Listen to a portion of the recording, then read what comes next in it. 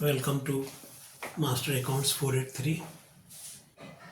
अभी हम लोग इन्वेंट्री टर्नओवर, स्टॉक जिसको कि स्टॉक टर्नओवर भी बोलते हैं। Year I have written stock turnover, year I have written inventory turnover, एक ही चीज़ है। इन्वेंट्री एंड स्टॉक एक ही चीज़ होता है। तो कभी आपके क्वेश्चन में हो सकता है कि स्टॉक टर्नओवर हो और कभी आपके क्वेश्चन में हो इन्वेंट्री टर्नओवर है। दोनों एक ही चीज़ है। आई एम विनोद कुमार, आपको क्वेश्चन एक्सप्लेन करता हूँ, फिर करेंगे। From the following details calculate inventory turnover ratio. Cost of revenue from operation, that is cost of goods sold 9 lakhs है। Inventory in the beginning of the year is 2,50,000। Inventory at the close of the year is 3,50,000। अब आपको पहले तो formula पता होना चाहिए कि inventory turnover का फार्मूला है क्या। तो इन्वेंट्री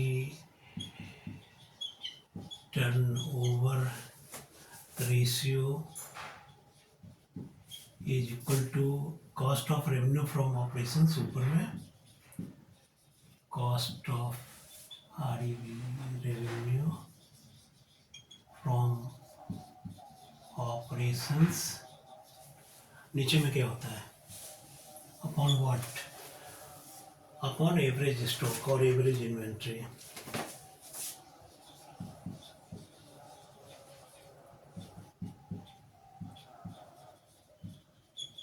बहुत सिंपल है। तो कॉस्ट ऑफ गुड्स हो तो यहाँ पे कैलकुलेट किया ही दिया ही हुआ है, तो 9 lakhs है।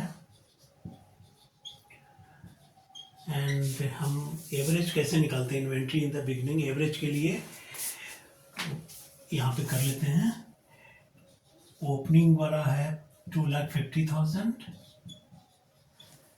ओपनिंग, एंड क्लोजिंग है 350। दोनों को ऐड कर लिया, ठीक। दोनों को ऐड करेंगे तो कितना आएगा, 6 lakhs।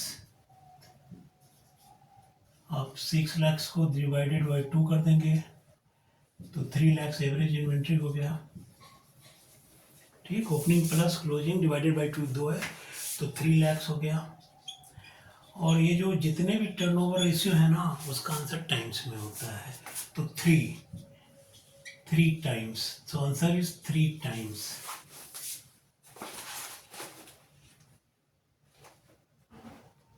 ओके, 3 times है। ये टी.एस. अग्रवाल वाले बुक से है, ओल्ड एडिशन है।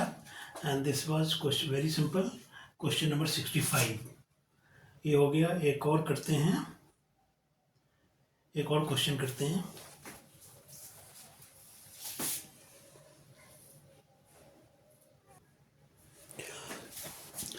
Okay, this is next question. ये है स्टॉक टर्नओवर का दूसरा क्वेश्चन है। From the following information calculate inventory turnover ratio. ये भी टी.एस. अग्रवाल के ही बुक से ही है। ओपनिंग इन्वेंट्री 2 लाख है, परचेजेज है 4,60,000, carriage inward 20,000, closing inventory 60,000, wages 30,000, freight outward 37,500। हमको निकालना है इन्वेंट्री टर्नओवर और stock turnover. Formula inventory turnover ratio का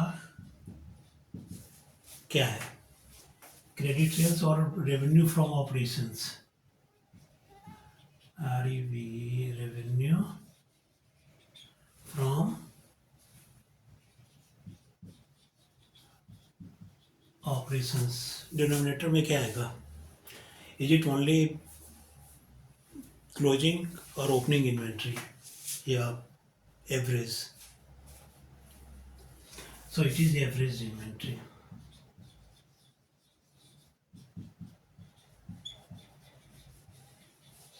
चलिए पहले एवरेज इन्वेंट्री निकाल लेते हैं, इजी है।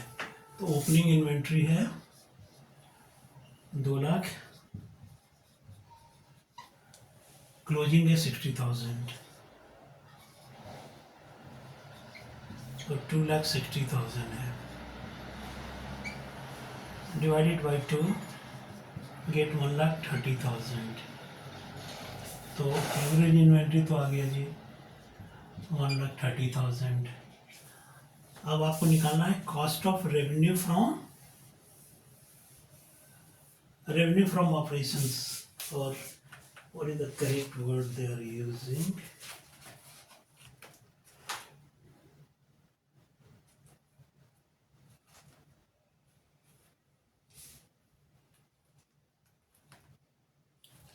यार मच्छर भी बहुत ना. Cost of revenue from operations they write. तो cost of revenue from operations कैसे निकालेंगे? That is cost of goods sold. निकालेंगे कैसे? तो ओपनिंग स्टॉक और opening inventory 2 lakh, purchases 4,60,000, carriage inverts